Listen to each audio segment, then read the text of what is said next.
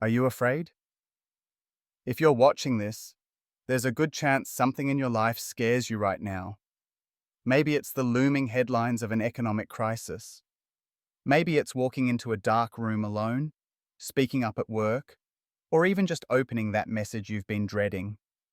Fear has become almost inescapable, especially when we all carry a literal anxiety machine in our pockets, buzzing with bad news every hour.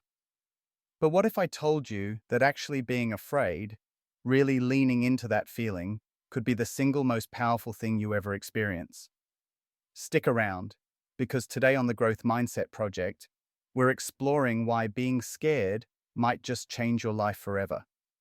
If you're passionate about self-development and changing your mindset, don't forget to hit that subscribe button and tap the bell so you never miss an episode. Each week, we dig deep into your biggest questions about growth and personal fulfillment, and your support is what makes it all possible. Now, let's get uncomfortable, on purpose. Let's face it, fear gets a bad reputation. It's always the villain in our personal stories, a red flashing light warning us away from dark alleys, risky decisions, or undercooked chicken. At its most basic, our fear response is evolution's built-in alarm system, urging us to take care and avoid danger. A leading expert on anxiety and fear describes fear as that raw sense of present danger, a clear threat that launches us into fight, flight, or freeze, whether it's a barking dog or the plunge of a roller coaster. But if fear at its simplest is about survival, why do we spend so much time running from things that can't really harm us? Why are some of us crippled by fears so seemingly average? Public speaking, meeting new people, trying something new, taking a leap of faith? Some people glide through social situations with ease, while others break out into cold sweats just thinking about a group conversation. The answer lies in something psychologists call intolerance of uncertainty. We all live with uncertainty, but how much uncertainty can you handle? For some, ambiguous situations, anything from a crowded city street to an unexpected pause in a conversation, can be absolutely paralyzing. Fear doesn't just sit in your head. Maybe you can relate. Your chest tightens, palms sweat, your vision goes fuzzy, your heart pounds. A panic attack? It's like your very body revolts against you for being afraid.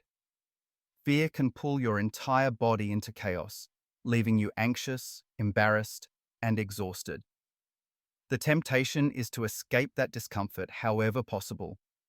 Avoid going to that party, take another drink to calm down, obsessively double-check every detail until you miss out entirely. Over time, it's so easy to find your life slowly shrinking, your world smaller and smaller, all in the name of staying safe. But here's the twist. While running from fear feels like relief, it actually fuels the cycle. Each time you avoid speaking up, pass on applying for that dream job, or choose the easy road instead of what scares you, those moments solidify fear's grip in your mind. It's like telling yourself, I can't handle this. Fear is stronger than me. Avoidance keeps you stuck. It puts fear in the driver's seat, dictating your actions and robbing you of the freedom to choose who you want to become. Take a moment and hit pause. Can you recognize this cycle in your life? If you're still with me at this point, drop a like and leave a comment below. What is one thing you've been too afraid to face? Let's build a community of courage together. Now, let's keep digging into this. When you've avoided what scares you for so long, it seeds an identity. I'm just not outgoing. I'm not cut out for love. I can't handle pressure. These stories take root, and we hide. We tell ourselves we have no choice, that we were born this way, that the path is fixed, and that our dreams are out of reach. But what if being afraid could be reframed, reclaimed, even celebrated? Think about it. Every journey of meaning, of growth, of self-discovery, at the very beginning, there's always a test of courage. In myths and legends, in the stories we tell about finding purpose, there's a moment where the hero enters the dark forest, not knowing what lies ahead. No map, no guide, just the gnawing feeling in the gut and the knowledge that to reach anything good, you have to go through the place where you're most afraid. That's why being scared matters. Your fear is a signal, an arrow pointing right at what matters most. The darkness isn't just outside of you, it's the unknown within, the places you haven't dared to look, the parts of yourself you've ignored or avoided. If you always stick to the well-lit path, if you let fear dictate your life, how could you ever know what you're truly capable of? Now, there's no magic trick to erase fear. You can't just think your way out of it. You have to act. And here's where the growth mindset turns everything upside down. Instead of avoiding what scares you, you use that fear as a path. What if the next time you felt that quickened heartbeat, that spark of dread, you saw it as a sign to move forward, not back? That cold wave, that queasy discomfort, that's your body saying, hey, here's a chance to grow. Think of the socially anxious person, terrified to speak in public. They don't conquer their fear overnight. They begin with the smallest step, maybe rehearsing a sentence in the mirror, maybe speaking up in a safe space. And gradually, as discomfort becomes tolerable, the walls built by fear begin to crumble. This is exposure. It's the principle behind every form of courage, every transformation story. Tiny, repeated choices to be a little less comfortable, first picking up the tissue, then the handshake, then maybe, just maybe, giving a speech. Each step proves, I can do this. Fear is big, but I can be bigger.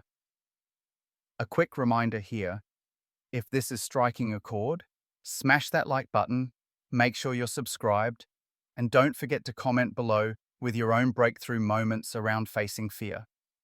Your voice could be exactly what someone else out there needs to hear today. So, what's your version of the Holy Grail? Is it finally pursuing that career path you once thought was impossible?